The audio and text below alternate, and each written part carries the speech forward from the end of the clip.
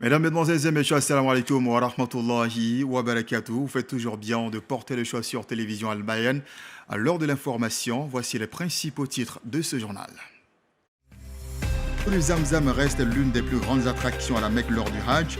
Le liquide précieux disposé à tous les coins de la mosquée sainte pour étancher la soif des pèlerins a de nombreuses vertus. Allons à sa découverte dans ce journal.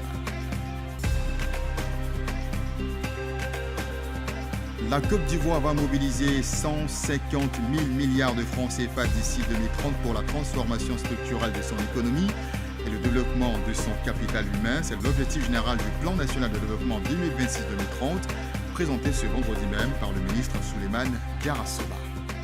Et puis, à quelques jours de la Tabaski, les craintes concernant la disponibilité des bétails sur le marché et les prix grimpent chez les populations. L'affluence est tout de même forte dans les parcs à bétail. Nous vous conduisons à Gagnora dans ce journal. On vous souhaite la bienvenue dans ce journal comptant pour ce vendredi 22 mai 2026, 5 Zulhijja 1447 l'Hégire. On commence par les informations du Hajj. Et on commence en vous montrant ces images de l'eau de Zamzam, cette eau qui a jailli dans les profondeurs de la terre aride de la Mecque il y a de cela des milliers d'années pour étancher la soif de la famille du prophète Ibrahim alayhi salam, en l'occurrence son épouse Agar et son fils Ismaël qui étaient en détresse. Depuis lors, cette source millénaire continue d'abreuver plusieurs millions de personnes qui en reconnaissent les vertus. Aïcha Toukone, Ibrahim Touré Major, nos envoyés spéciaux, nous la présentent.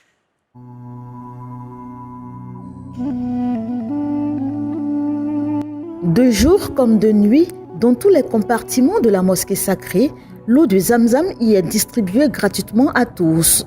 Une eau à la saveur particulière qui, en plus d'étancher la soif, a des vertus thérapeutiques et purificatrices reconnues. L'eau de Zamzam, c'est vrai. Pourquoi? Parce que moi je suis venue, je toussais beaucoup, je suis asthmatique, mais je toussais beaucoup.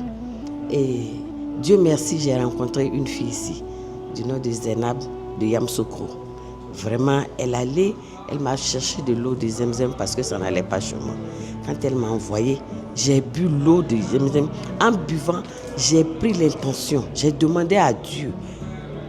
Vraiment, je toussais trop. La nuit, je ne dors pas, je gênais tout le monde.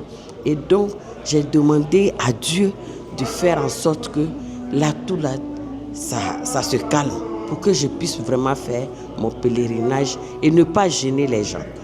Mais alhamdoulilah, le jour où j'ai bu, j'ai vu que les jours qui suivaient, ça a diminué.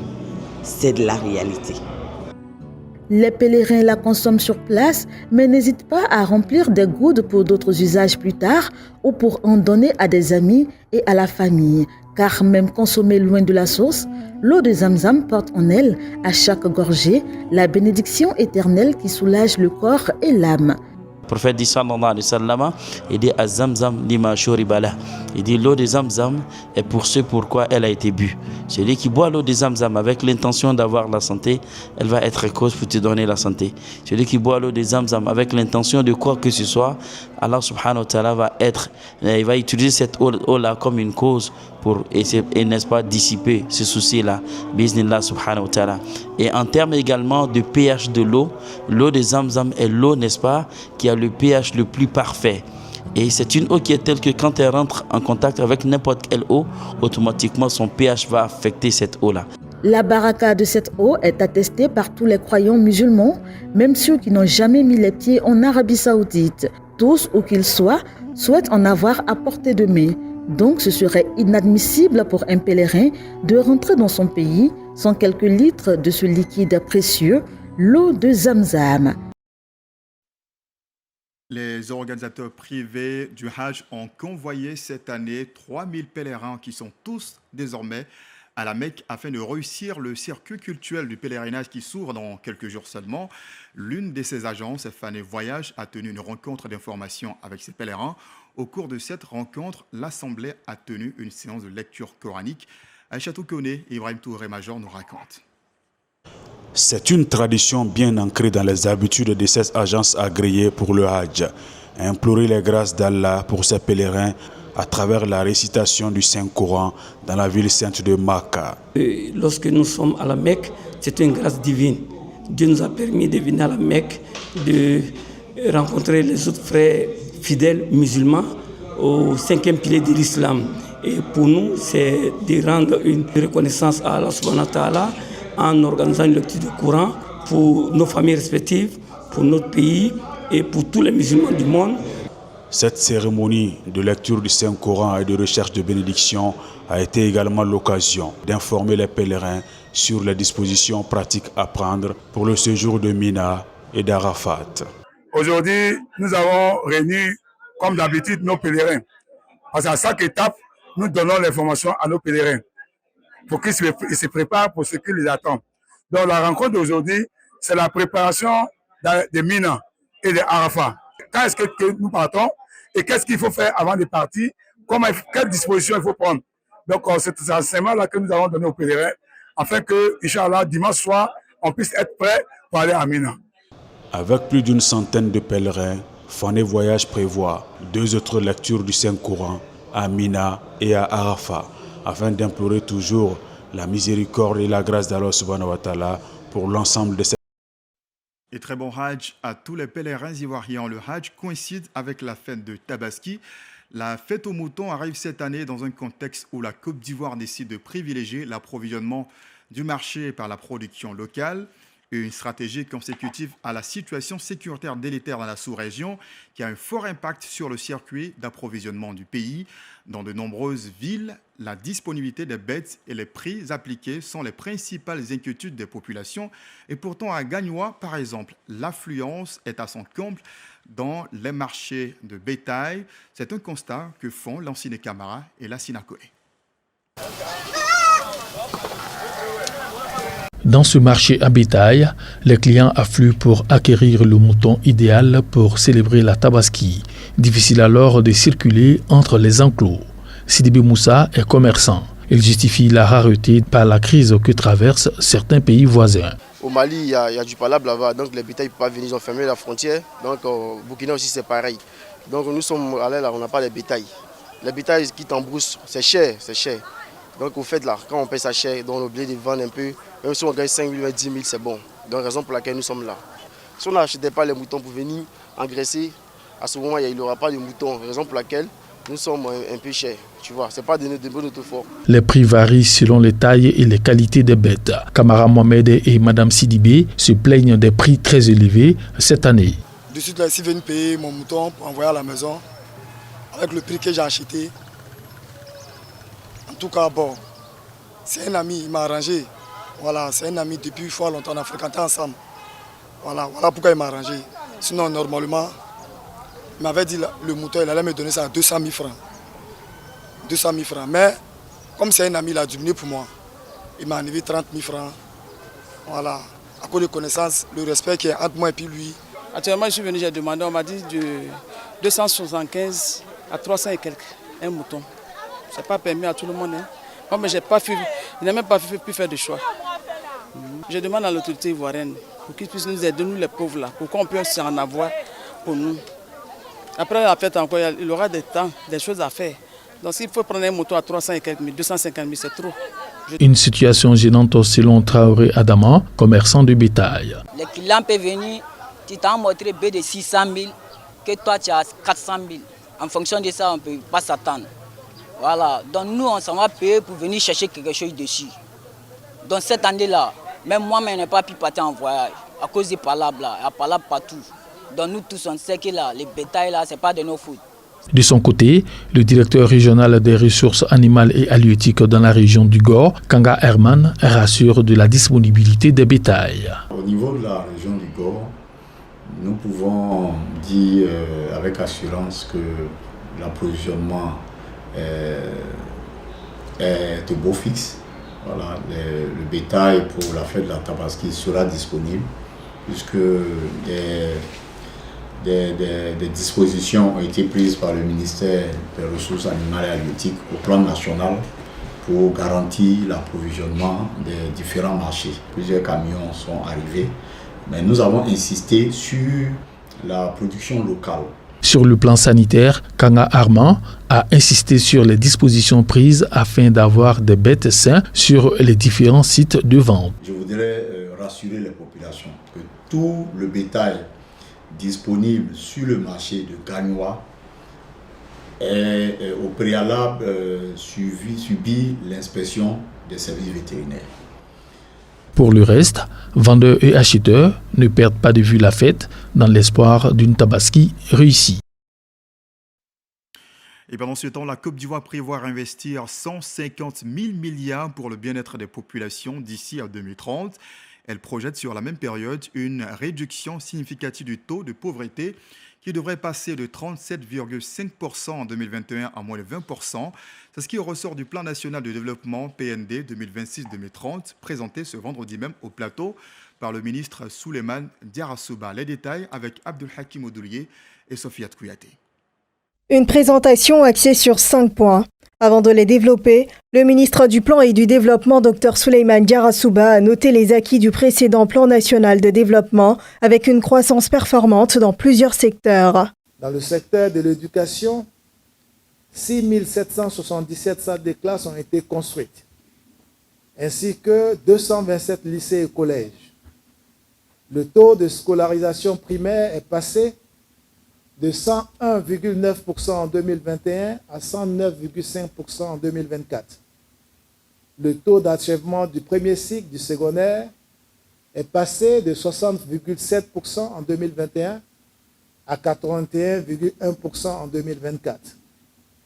Dans le domaine de la santé, la proportion de la population vivant à moins de 5 km d'un centre de santé est passée de 70,1% en 2020 à 82% en 2025. Plus de 23 millions de personnes ont été enrôlées à la couverture maladie universelle en fin 2025.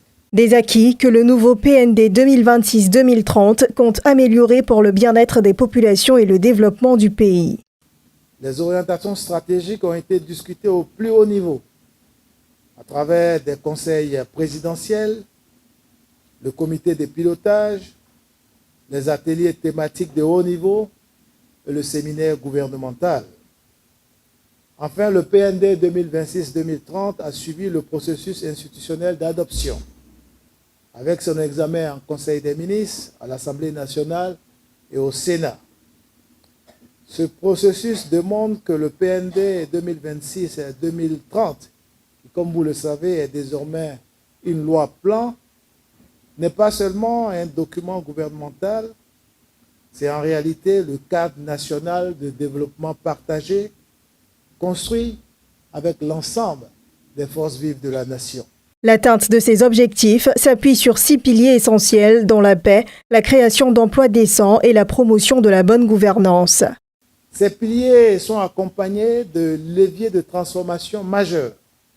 Il s'agit notamment de l'amélioration substantielle de la productivité agricole, du développement accéléré du capital humain, de la promotion de l'investissement privé, de l'utilisation à grande échelle du numérique et de l'intelligence artificielle, de la transition vers une économie verte et résiliente, ainsi que du développement des pôles économiques régionaux et des villes secondaires. Pour la réalisation du PND 2026-2030, le ministre a dévoilé le schéma de financement avec les acteurs financiers pour un montant de plus de 114 000 milliards de francs CFA. Terminant la présentation, le ministre Souleymane Diarra-Souba a lancé un appel à tous les bailleurs en les invitant en juillet prochain dans le cadre du groupe consultatif afin de faire de la Côte d'Ivoire un pays à revenus intermédiaires. Quelles opportunités d'emploi pour les jeunes dans le secteur de la culture? La question était au cœur d'un panel ce jeudi au Palais de la Culture de Treichville. Cette rencontre s'inscrit dans le cadre de la Foire nationale de l'emploi et du recrutement, un événement initié par le ministère de la Promotion de la jeunesse, de l'insertion professionnelle et du service civique. C'est un reportage signé Vassi Fofana et pour le commenter, on retrouve encore une autre fois Sofiat Kouyaté.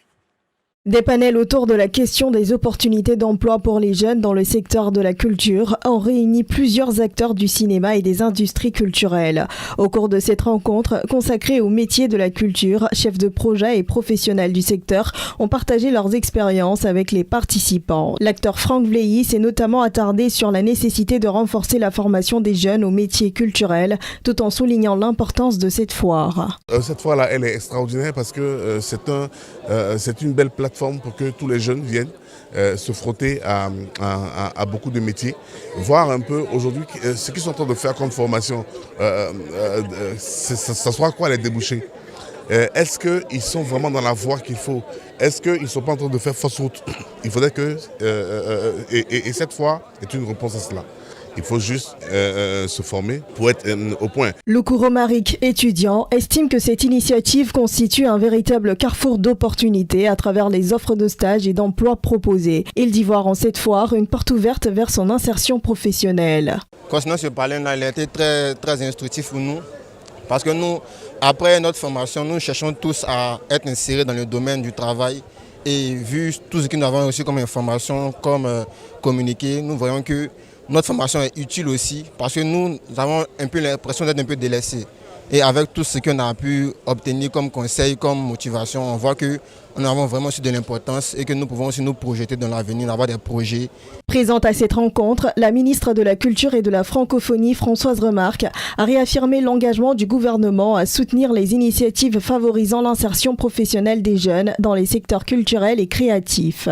Ce que l'on peut aussi retenir de ce panel, c'est qu'il faut beaucoup de travail, beaucoup d'humilité, beaucoup d'abnégation, de l'excellence.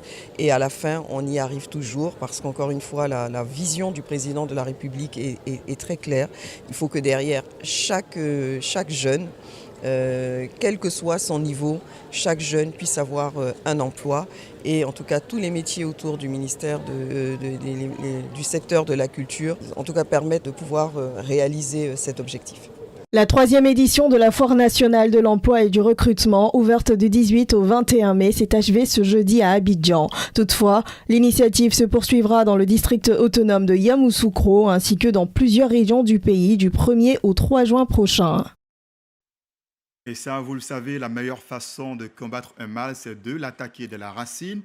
C'est la règle qu'applique Ecoti SA désormais. L'opérateur de collecte des déchets dans la partie nord d'Abidjan mise sur l'éducation des enfants à la discipline environnementale. L'entreprise a lancé il y a de cela quelques mois le projet de tri à la source des déchets dans les établissements scolaires. La phase 1, implémentée dans 5 écoles, vient de prendre fin. Et la deuxième, qui vise un plus grand nombre d'établissements, vient de s'ouvrir également. C'était ce mardi au Centre sportif culturel et des TIC ivoiro-coréen Alassane Ouattara d'Adjamé. Reportage signé Mariam Doucouré. Sensibiliser les élèves dès le bas âge aux enjeux environnementaux et à la gestion responsable des déchets, tel est l'objectif affiché par l'entreprise Ecotissa à travers son projet d'initiation au tri sélectif dans les écoles primaires du nord-est d'Abidjan. Après 12 mois d'activité, de sensibilisation et de formation, élèves, responsables éducatifs et acteurs institutionnels se sont retrouvés pour dresser le bilan de la première phase du projet et lancer officiellement la seconde étape. La cérémonie a été marquée par plusieurs interventions d'encadreurs, la présentation du bilan des activités menées ainsi que la remise du prix aux 5 écoles ayant participé à la première phase. Par cette initiative, Ecotissa entend renforcer la conscience écologique des jeunes générations en milieu scolaire. La thématique des déchets n'est pas au cœur de l'enseignement, mais grâce à cette activité parascolaire, on a réussi à l'introduire, on a réussi à intéresser le corps enseignant, on a réussi aussi à toucher les élèves. Et puis, c'est les élèves eux-mêmes qui ont réalisé ces petites œuvres et tout ça. C'est ça le bilan pour nous, c'est ça l'essentiel, c'est le travail en équipe. Les enfants d'aujourd'hui, c'est les adultes de demain. C'est les adultes de demain. En formant les enfants au tri sélectif, ils vont grandir avec. Et en fait, ça va devenir un réflexe. À force d'insister, c'est notre travail. La répétition étant pédagogique, à force d'insister, ils y arrivent. Avant, je jetais les ordi à terre. Quand je finis de laver un bonbon, le sachet, je jette à terre. Grâce à Ecoti SA, je jette mes ordures à la poubelle. Et grâce à la formation, j'ai appris plein de choses. À travers cette deuxième phase, Ecotissa ambitionne d'étendre davantage le projet à plusieurs établissements d'Abidjan afin de renforcer l'éducation environnementale dans les écoles. On parle d'éducation à présent, récompenser les meilleurs élèves des différents établissements scolaires d'Adjamé. C'est un défi personnel que s'est lancé Fousséni Konaté, opérateur économique. Et cette fois-ci, c'est le collège Baoulé 2 qui a bénéficié de fournitures scolaires destinées aux élèves exemplaires. Cette cérémonie de récompense s'est déroulée le vendredi 15 mai dernier à Adjamé. Vassi Fofana et Nieli Ouattara étaient pour vous des témoins. Tout a commencé par l'exécution de l'hymne national dans une ambiance marquée par la joie et la fierté. Cadres de l'établissement, parents d'élèves et invités ont répondu présents à cette journée dédiée à l'excellence scolaire. Le chef d'établissement du collège Baoulé 2 a souligné l'importance de cette initiative qui vise à encourager les élèves à persévérer dans leurs études. Cette année également, plusieurs élèves se sont distingués par leur régularité et leur esprit d'excellence. Mais derrière chaque résultat, il y a une histoire. Derrière chaque bonne moyenne, il y a des nuits de révision. Derrière chaque réussite, il y a des sacrifices silencieux. Derrière chaque élève récompensé aujourd'hui, il y a des parents qui se battent chaque jour pour assurer l'avenir de leur enfant. Des enseignants qui donnent le meilleur d'eux-mêmes et des élèves qui ont choisi de persévérer malgré les difficultés. Voilà pourquoi cette journée est si importante. Ce n'est pas seulement une cérémonie de récompense, c'est une célébration du mérite, du courage, de la persévérance et de l'excellence. Au nom des récipiendaires, la présidente des élèves bénéficiaires a remercié les encadreurs pour leur soutien et a promis de poursuivre les efforts afin de maintenir l'excellence. Nous promettons de toujours travailler dans le sens de l'excellence pour que notre école puisse rayonner davantage. Pour le parrain, Fousséni Konaté, accompagner l'excellence éducative constitue un acte majeur pour le développement de la commune d'Adjamé. Quand il s'agit d'éducation et formation, nous sommes présents. Si vous avez remarqué, toutes nos activités tournent autour de ça, de l'éducation, de la formation et de la jeunesse, du social et de la solidarité. Voilà, c'est notre credo, c'est l'objectif qu'on s'est fixé et on continue de se battre. On fait ce qu'on peut pour encourager l'excellence dans nos écoles.